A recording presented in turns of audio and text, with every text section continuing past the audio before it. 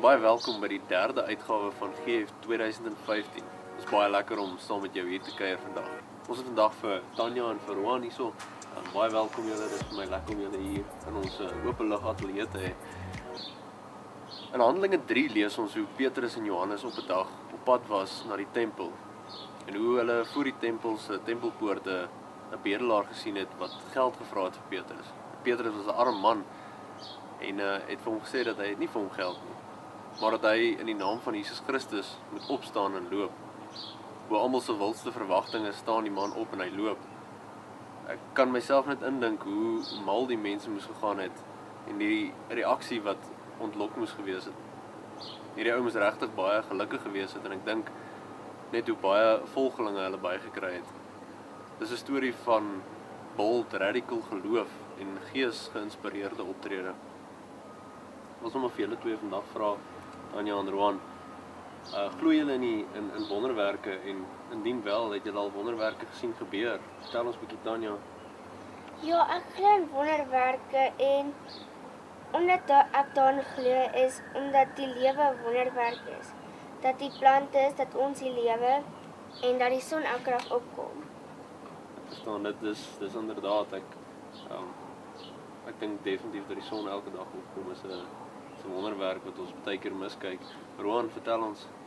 Definitief dink ek daar is wonderwerke, want net my fisiese geboorte is selfs 'n wonderwerk, want sonder dit sou ek ook nie gewees het nie. So. Yes, dan sou ons nou nie hierdie onderhoud kon gedoen het nie. Nee, en ek dink as ons dan nou die Heilige Gees in ons het en dink julle nie dat ons sal dan kan wonderwerke doen nie? Voel julle ons doen wonderwerke? Dink julle ons mis bietjie die punt van wonderwerke in ons lewens, Tanya? Nee, ek dink ons nie wonderwerke nie. Okay. Nie wonderwerke nie of net nie genoeg nie? Nie genoeg wonderwerke nie. Ek verstaan. Roan, wat sê jy? Ek dink ons doen wonderwerke, maar net nie genoeg nie, want ek dink ons geloof wat ons het in die Here is nie altyd so goed nie, want daar is altyd daai bietjie twyfel wat ons het. So ons doen, maar yes. Ek persoonlik dink ook dat wonderwerke is iets wat elke dag gebeur. Maar soos jy sê, deur die geloof kan ons dit dalk nog bietjie sterker uitbrei in ons lewens deur die Gees. Jesus sê in Johannes 14 vers 12, julle sal krag ontvang, doen wat ek doen en nog meer.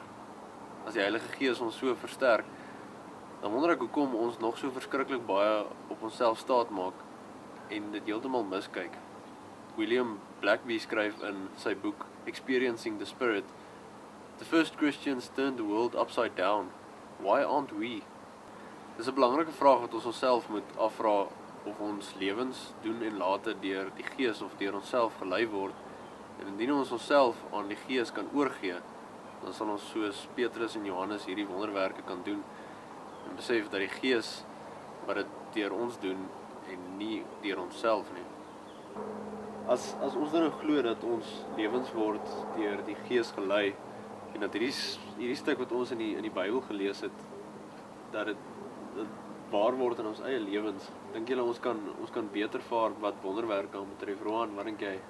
ek dink ons kan definitief meer geloof hê en dan ook meer wonderwerke doen waar ook al ons gaan met mense wat dan nou nie, ja.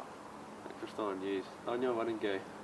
Ek dink dit is 'n goeie stuk om te lees en ek dink ons moet meer wonderwerke deur die Gees doen en nie net deur jou nie. Yes, ek dink dis presies wat daai teks sê is. In plaas van laat dit oor my gaan, laat dit juist oor die Gees gaan.